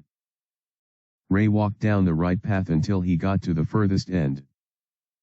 He saw a large door, where he saw a warning sign above. Are they keeping monsters here? Rearing them? Breeding them? Ray had another dark thought, but he banished it from his mind and ventured inside. Who are you? I intrude. Before the several enemies inside the squeaky clean room could say anything, Ray instantly killed them coupled with. They were all very weak, so it didn't take a moment. Hugh. Ray set his sights on the activities within the room, beyond the pool of blood and gore that spilled on the ground. The good news was that his worst fears about the nature of the room didn't come to pass. Monsters weren't being bred with humans. However, what was occurring here could be perceived as equally appalling to some. They're feeding humans to the monsters. Asterisk. Asterisk. Asterisk. Thanks for reading. I wonder what you all think about Esme and Ray as characters now. Also, I know all of these disturbing scenes are a lot, but bear with me. Hope you enjoyed the chapter. Haha. Chapter 343, Mead. Monsters were inside their cages, all of them docile thanks to the runic crests that existed on all of their bodies. They weren't particularly strong monsters, around E and D tier at most. Nothing was particularly special about these creatures, except perhaps what they were feeding on. Ray saw it clearly: the body parts of human beings. The corpses were already pale and dull looking, most likely the cause of being dead for a considerable length of time. I see. So they feed the dead ones to the monsters. Ray found his thoughts trailing. At this point, he had reached emotional lull. Even without, he found it difficult to be shocked or furious at the scene playing out in front of him. Perhaps he was desensitized. Maybe he was simply tired. Either way, Ray looked at everything with dead eyes. So, they make the slaves have sex with themselves to breed, and those who have reached expiration are sent to the monsters as feed. It made sense why Scylla would want more offspring now. At the very least, they could serve as meat for the monsters, especially since they wouldn't have much value otherwise. They look healthy, which means they're being fed well. Ray observed the way the creatures ate their meal, not even disturbed by his presence or the fact that he had just killed their caretakers. How many humans have they eaten already? I don't know. I can't even estimate. Ray counted the creatures in an attempt to get the numbers. They're only about 100 monsters. I don't know how long they've been here, but if I assume it's recent, that means they'll have at least fed them hundreds of people, if not 1,000. It was no wonder the other warehouses were empty or abandoned. Scylla fed the slaves of the other slave traders to her monsters. Was she trying to rear them for war, or maybe for commercial reasons? The crests on the monsters made it so that they would obey their master's instruction. It was very possible that Scylla was trying to make monster slaves. No one has ever done that in the entire history of the Alliance. No, even before then. If Scylla was trying to break into a new market, using monsters as the commodity, Ray could understand a lot of her actions. In fact, he found it impressive. How much profit would she be able to gain from it? If she took control of the royal dungeon, just how high would the profit margin be? A lot of these questions swirled in his mind as the crunching sounds of monsters devouring human flesh echoed in the air. In the end, he found himself more curious than he imagined, enough to instruct his replica not to kill anyone he encountered in the other room. I need to know more, Ray thought to himself. Since he was pretty much done with his investigation here, Ray turned his back on the monsters, his instantly turning them into slobs of meat. The monster cores are useless to me. Maybe the Alliance will find use for them once they investigate these parts. Whoosh. Ray exited the room and instantly teleported to the location of his replica. Once again, he was greeted by a pure white room, though considerably smaller than the monster room. More surprising than the squeaky clean nature of the room was what kind of place it was. The place was a stark example of a classy kitchen. I never expected to see something like this here. Ray mused as he looked at half a dozen individuals who were currently paralyzed courtesy of his replica. Good job. As Ray uttered these words, he fused back with the other version of himself. He took a close look at the suspended men and noticed how they were dressed like chefs. Pure white apparels, with the chef hats and everything. The pristine kitchen, the grand decor, the clean white ambience. This seemed like the dream kitchen anyone would want to eat their meals from. However, what is that meat? Ray pointed at the slab of flesh that was placed on a large tray atop a counter. He didn't need an answer to the question. That was what his skill told him. You're preparing human meat. Here. Disgust swelled within his stomach the moment a second question surfaced. For who? This didn't look like a place where food for monsters was being prepared. It appeared to be an exquisite place made for the most distinguished of people. Ray could see spices and a bunch of other ingredients in the large kitchen that told him that these chefs were preparing a delicacy. He could smell something cooking like fresh stew. It felt absolutely amazing. It almost made him salivate just from a single whiff. However, there was no way anything made from this place could be appetizing to him. Beyond this kitchen, Ray could sense a door that led to another room. He feared what he would see there, but his curiosity got the best of him, so he instantly teleported to the location. What he found was horrible. Human meat, hung as if they belonged to some kind of cattle in an abattoir. The room was freezing cold, though Ray felt none of it. All he felt was sheer disgust. Ray wanted to vomit. His vision blurred as the information he received began to overwhelm him. He even staggered a little and struggled to find his footing. His head turned back and forth as he looked at the shelves in the cold room, only to find packets of already sliced meat, all human, of course with certain names inscribed on them. Names of people. I know some of those names. They belong to some rather famous merchants or rich elites in the Alliance. Of course, some of those names were obscure. They didn't know everyone, but he could picture the faces of a few. Some were known by many to be corrupt, while others were viewed as pious and incredibly good-natured. Why? Why are their names here? The packages had human meat, but it couldn't belong to those people. Ray knew some of them were very much alive, and it would make no sense for them to be turned into meat. Especially since their value being alive far outweighed them being dead. Then, a dark thought coursed through his mind.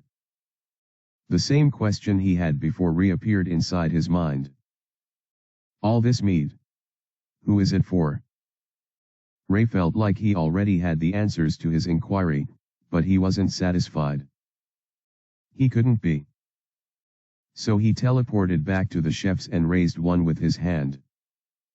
Utilizing, he easily gained access to the man's mind and asked him the simple question. The meat in that cold room, who are they for? Our customers. The man muttered in response. Who are you customers? Madame Scylla's friends. In her inner circle. Ray knew this was enough for him, but he had to be sure. He had to hear it straight. What? What do they do with the meat? The answer was one Ray should have already known, yet once he heard it, his eyes widened considerably. Puke swelled from the depths of his throat, and not fluids rose from his bloodshot eyes. The abominable horror that was uttered was forever burned into Ray's mind. They eat the meat. Asterisk. Asterisk. Asterisk. Thanks for reading. Yup. Now you know what Scylla was devouring during the call. I hope you enjoyed the chapter. Chapter 344, Vermin. Scylla was a cannibal. Personally, she enjoyed her meat slightly undercooked, so she could get the moisture just right, and her spices were also milder than usual. She also didn't like her food preserves prior to being served, which meant every time she was hungry, someone had to die. There was no preserving her meal afterwards.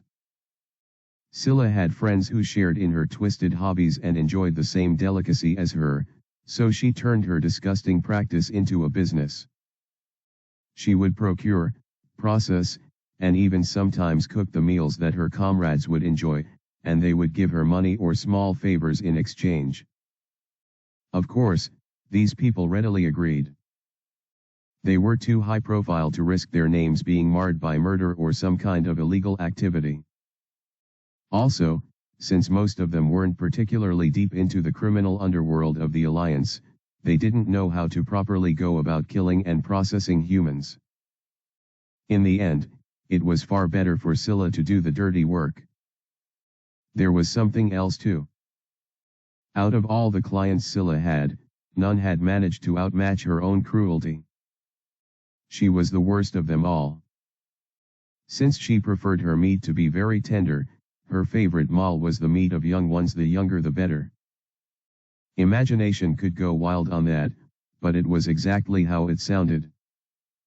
Her twisted nature knew no limits. What the fuck? The more Ray got to know about Scylla, the more the disgust in his stomach bit at him. His bloodshot eyes couldn't stop twitching as he tried his hardest to process the information he was receiving. Even babies. When Ray first saw Scylla, he thought she was very beautiful.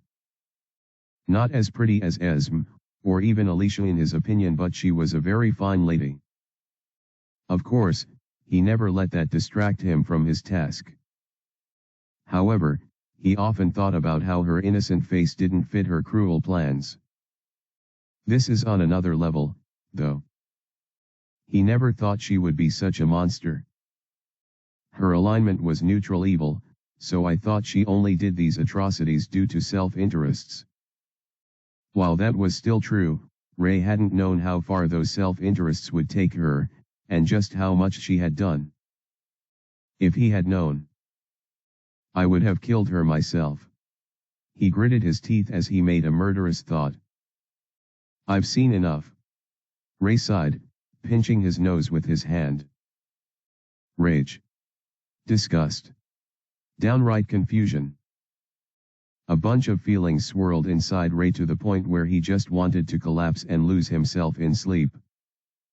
However, he wasn't done yet. Since he had gotten to the final stages of his plan, he simply teleported away from the kitchen, leaving the sliced-up chefs in the kitchen. All of them, without exception, had become the very meat they were tenderly handling. Almost done. His fleeting thoughts raced as he vanished. Almost done with this night. I'm happy you weren't there to see everything else. Ray reappeared in the hall that was used for the dark gathering, a sigh escaping his lips. He plopped on one of the chairs, seating amidst the disturbing scene he had made with his own great power. Once again, the stench of blood and gore greeted his senses. He was already used to seeing all of it, but after getting his full of disgusting things, Ray found himself retching a little. He was at his limits. There really are some people who do not deserve to live. People who are no different from monsters. No. Even worse than monsters. At the very least, monsters had very limited intelligence, and their main directive was to kill their enemies, humans included. They simply couldn't help it. Compared to the kind of humans he had learned about this very night, Ray found monsters to be quite benevolent. Scylla had just proven to him that some humans could be worse than monsters. This realization caused his code to become obsolete. What's the difference between killing people like that and monsters? It's for the greater good. Killing human beings shouldn't have to be a last resort, but something he had to actively do when it came to certain scum. To make this world a better, Safer place. Some of these vermin have to die. Ray wondered if he should pay visits to some of the names he saw on the list, but he decided against it. It had been a long night already.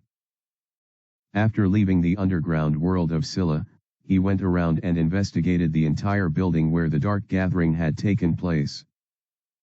He searched every nook and cranny of the place. I couldn't find that curse item that Rebel was referring to. Did Adrian steal it already? Ray bit his lip in a bit of annoyance. However, he recognized that there was nothing he could do about the matter. In the end, he just had to let it go. Ray stole one final glance at the carnage he caused, straining a smile on his exhausted face. I should feel proud about what I did tonight. He had purged the world of the vermin that were eating into the goodness of the world he was living in and were making it all worse. At the very least, he knew there would be less victims who would suffer at the hands of cruel beings like Scylla. That was Ray's comfort. It's time to leave. Ray could already sense the presence of the Alliance forces. They were closing in on the building and getting ready to enter. He didn't want to be spotted there. Perhaps I should first of all branch Rebel's mansion and drop Esm there. Afterwards, he just wanted to have a long rest. With this, it's over. Bwooyish.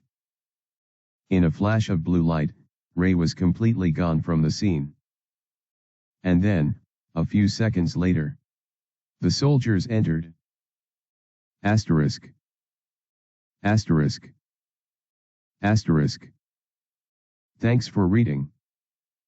The Dark Gathering is officially over, and now we're going to be entering the final act of the arc, as well as the transition into the next arc. There's still quite a bit to cover. Chapter 345, Reaper. Charge in. General Lucy and her forces rushed inside the room at her command, their loud roars a clear testament to the resolve burning within their hearts. However, only a few seconds after entering the room, all of their resolve melted into something else. AAHH. My goodness. This is. All their eyes could see it. The scene of carnage that lay before their very eyes. The mangled and butchered corpses of 1,000 people decorated their sight and overwhelmed their senses. Even Lucy, with all of her experience on the battlefield, found herself widening her single eye. This is horrible. She had never seen or heard of a single human cause such extensive bloodshed on fellow people. This felt awful beyond comparison. It felt wrong. That man. Sir Relix. He did this. Lucy had always gotten bad vibes in his presence, as if he was a dangerous one that she couldn't afford to mess with. However, she never expected him to be so ruthless. The Royal Council trusts him as an ally, and since he executed the members of the criminal underworld, none of his actions here are illegal. However, Lucy couldn't help but feel anxious. What if he stops becoming an ally? Lucy didn't want to imagine such a possibility. After all, the moment Relix ceased being on their side would be the day she would have to raise her blade against him. Lucy found herself gulping at the thought. Should that day ever arrive, I'll become nothing more than these lumps of flesh and stains of blood. It caused her to shiver. Don't just stand there. Examine the corpses and identify the ones who belong to the respective houses, Lucy declared. I'll lead a separate unit on an investigative tour of the entire building. We will be stripping this entire place of all its secrets, from top to bottom. Lucy turned behind her and looked at Kara Vert, their ally and informant. The girl also looked as disturbed as everyone else present. The general could see why. If she hadn't taken our side, she would have ended up the same. Lucy took steps forward, feeling her metallic boots kicking away fleshy parts and going through the currents of thick blood. Once she took in the entire sight, Lucy reached a conclusion. That man. Relix, he's neither a hero nor is he an adventurer. Heroes committed valiant deeds without the stigma of horrors attached, while adventurers caused carnage only to beasts such as monsters. None of those applied here. Instead of monsters, humans had been cut up. He had committed a valiant deed indeed, but the horror was too glaring to be ignored. In the end, Sir Relix was different. Lucy closed her eyes and gazed at the bloody chandelier. He's a reaper. Voyage. Ray appeared before the Blanc mansion, and it was in perfect condition just as he expected. As he took a step forward, the blue distortions behind him flickered and vanished, leaving him standing all by himself. The ambience of fresh air took over his nose as he inhaled deeply. He missed the lovely taste of fresh air, a sharp contrast to the bloody musk he had inadvertently gotten used to. Everywhere felt still, so peaceful and quiet that it was difficult to tell if anything had even transpired here this evening. I'll find out from Ader later. Ray's thoughts trailed as he looked at the massive mansion before him. First things first. He could already sense where Rebel and Asher were, so he teleported there in a flash. The moment he did so, he found himself in a lounge, with the father and son staring at each other in utter silence. They both looked scarred by something. Maybe I'll ask them later. Ray sighed internally. He only wanted to do what he came here for. I'm back. His voice startled the two, who instantly jumped to their feet and bowed before him. Sir Relix. Welcome back.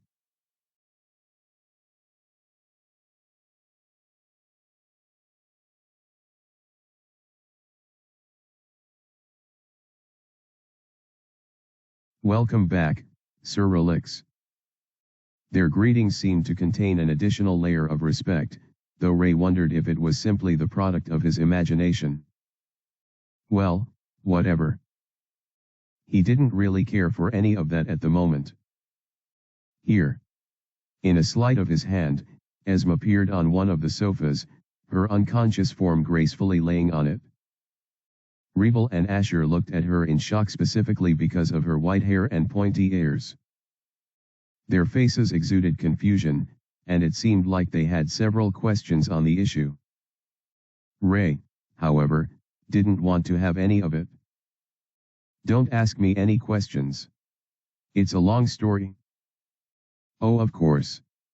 Rebel promptly answered and lowered his head. It felt a bit too much, but Ray allowed it. Take care of her and nurse her to full health. Pay close attention to her and ensure all her needs are met. Ray instructed. The two men nodded instantly, responding affirmatively to everything he said. Ray had a sad smile on his face as he glanced at Esme for the last time that night. This wasn't how I expected things to go. But I guess the both of us ended up getting the worst surprise of our lives. He didn't know what kind of person Esme would be when he next saw her. Ray only had one wish. I hope you allow this to make you grow. Not everyone grows when pressure and tragedy is applied to their lives. Some crumble under the pressure. Some never let go of what was to embrace what is. However, for the ones who learn to embrace the change and evolve past their circumstances, to them is given more power to rise. Power not to experience the same again. I hope that's the case for you, Esme. With that faint smile still playing on his face, Ray took a few steps away and attempted to teleport back to his residence. He stopped short of a step and decided to give in to a bit of his curiosity. Was my subordinate able to handle all the problems? Why, yes. Yes, he was. Asher blurted out. And how was it? For a moment after Ray asked this question, no one said anything. Asher's gulp was audible to Ray, but he said nothing of it. He simply waited for the answer. It was a bloodbath. Upon hearing this, Ray found his smile growing wider. No one could see it since he wore a mask, but it was a twisted grin. Good. And with that, he vanished from the Blanc mansion. Rebel and Asher still felt their bodies trembling even after Relix departed from them. This was no mere man, and if they didn't already know that before, this night had reinforced the truth and burned it into their very minds. One could even go as far as saying he wasn't human. I'll sort through her well-being and handle everything, father. You should go and rest in your room. Upon hearing the words of his son, Rebel smiled and nodded gently. Right before Relix appeared, the two of them had quite a bit about the horrors they experienced. It was more than enough to deserve a break. Thank you. I think I will. Asterisk. Asterisk. Asterisk. Thanks for reading. Seems like depression is everywhere in this aftermath. As it should be. But it seems we're finally going to get some of that Ader's POV.